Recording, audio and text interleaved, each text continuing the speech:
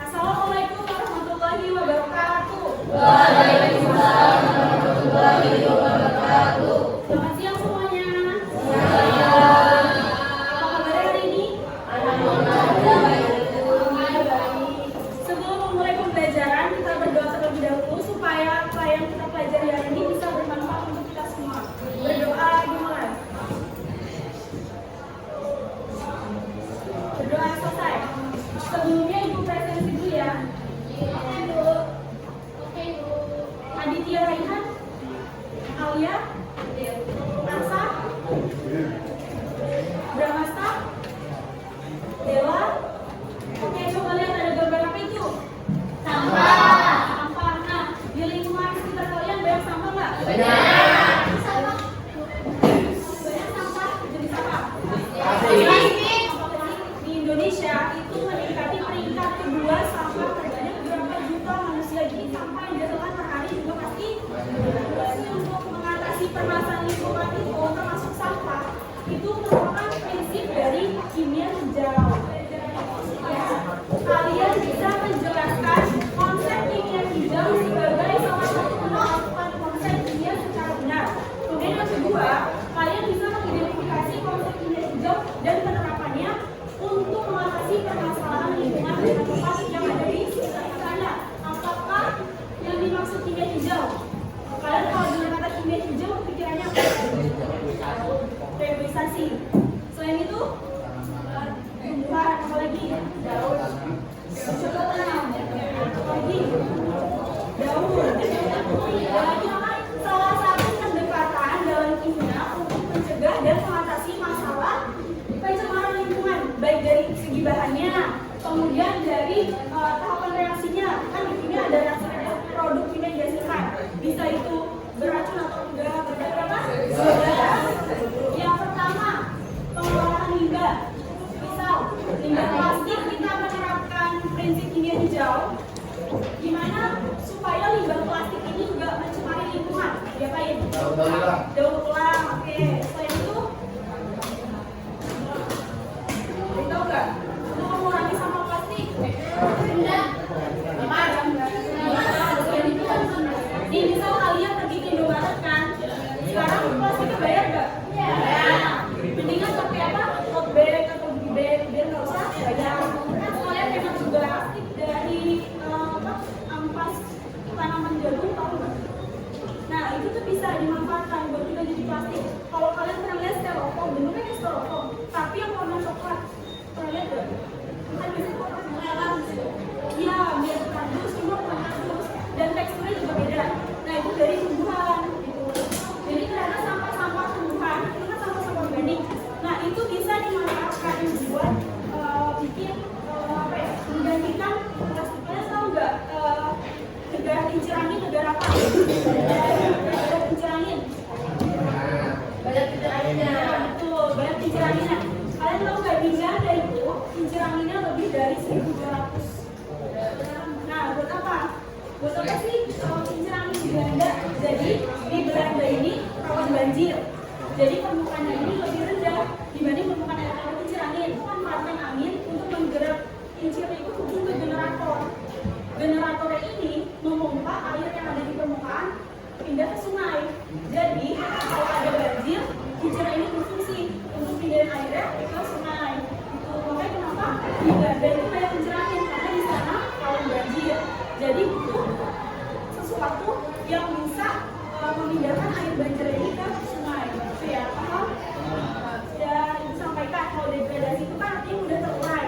Makanya kenapa kita nggak boleh mulai sekarang kita harus mengurangi penggunaan plastik. Kenapa? Karena plastik itu susah terurai. Bahkan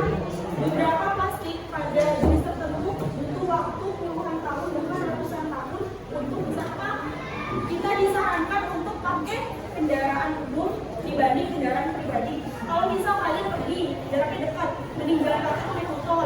Jalan kaki. Jalan kaki, betul. Kalau kita naik motor nanti menambah polusi yang ada di lingkungan. Kemudian yang selanjutnya adalah pencegahan resiko kecelakaan. Pernah dengar ini enggak yang ada pabrik petasan meledak? Ya. Nah, itu karena mereka itu tidak menerapkan prinsip hunian hijau. Akibatnya mereka nggak punya perlindungan di pabriknya itu. Akibatnya terjadi kecelakaan dan menimbulkan beberapa korban luka-luka.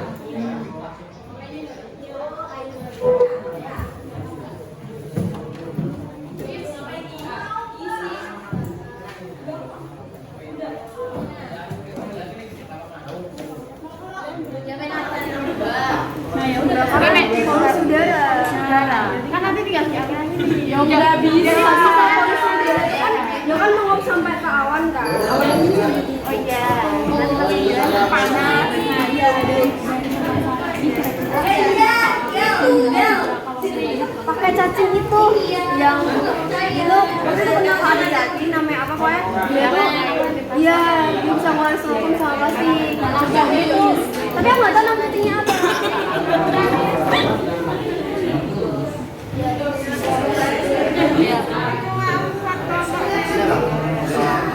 Oh ya udah nggak apa-apa ganti 5.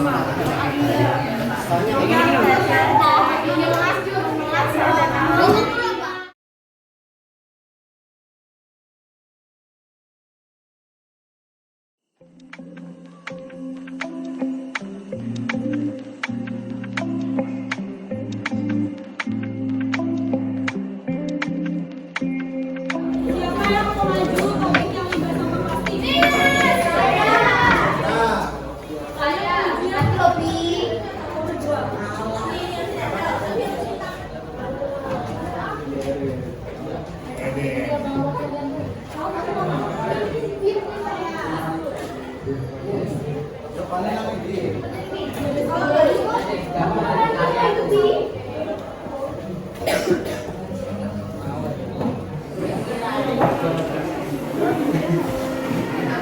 yang limbah sampah plastik? Aku berdua. Coba dilihat contoh limbah sampah plastik dari kelompok yang dinas. Coba jelasin alasan kenapa. Evaluasi itu kami memilih untuk memilah sampah organik karena sampah plastik itu selain bisa menimbulkan limbah mau di manapun saja deh, misalnya kayak waktu di sekolah, di rumah, itu pasti banyak sampah plastik karena di lingkungan sekitar. Jadinya kita sangat mementingkan yang namanya pemilahan sampah organik itu. Sampah plastik ini bisa dikenal dengan sebutan cacing super atau cacing yang menggunakan polyester.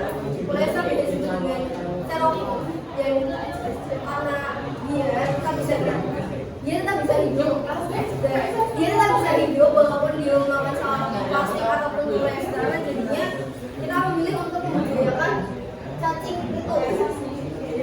Sekian, terima kasih. Wassalamualaikum. Oke, ada yang beda nggak dari solusinya? Tadi Udin tambahin katanya pakai tote bag ketika berbelanja. Terus ini 3 solusi ini dari kelompok Dimas. Pilah sampah, kemudian kita mengurangi penggunaannya dan membudidayakan cacing. Selain itu ada lagi nggak yang beda? Ada tambahan lain nggak? Ya, menggunakan tumbler bisa dibanding air minum. Tadi kelompok Safira bilang kalau pemanasan global itu solusinya yang pertama kita bisa mengurangi penggunaan kendaraan bermotor. Yang kedua kita bisa menjaga kelestarian alam. Dan yang ketiga kita bisa mengontrol pemakaian listrik. Kalau misal siang hari lebih baik lampunya dimatikan. Nah dari kelompok kalian ada tambahan nggak? Ada yang beda nggak? Iya, kalian. Oke, menggunakan bakar sampah sembarangan. Karena apa? Karena ketika kita bakar sampah, polusinya itu akan menyebar ke mana-mana. Yang ketiga, lebih baik kita berjalan kaki dan bersepeda. Lebih hemat juga dan juga lebih sehat gitu ya. Ada yang tambahan nggak? Saya.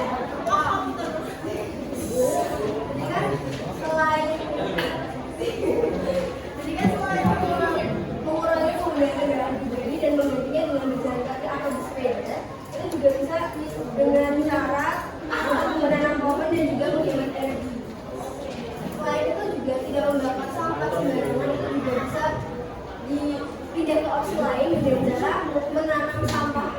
organik, jadi kita bisa membuat pupuk dengan tadi. Oke, terima kasih Mas. Ada yang lain? Ada solusi lain bikin polusi udara? Ada. Ada penggunaan kendaraan listrik. Iya betul ya. Karena kendaraan listrik kan nggak ada polusinya, nggak ada polusi udara. Oke, beri tepuk tangan.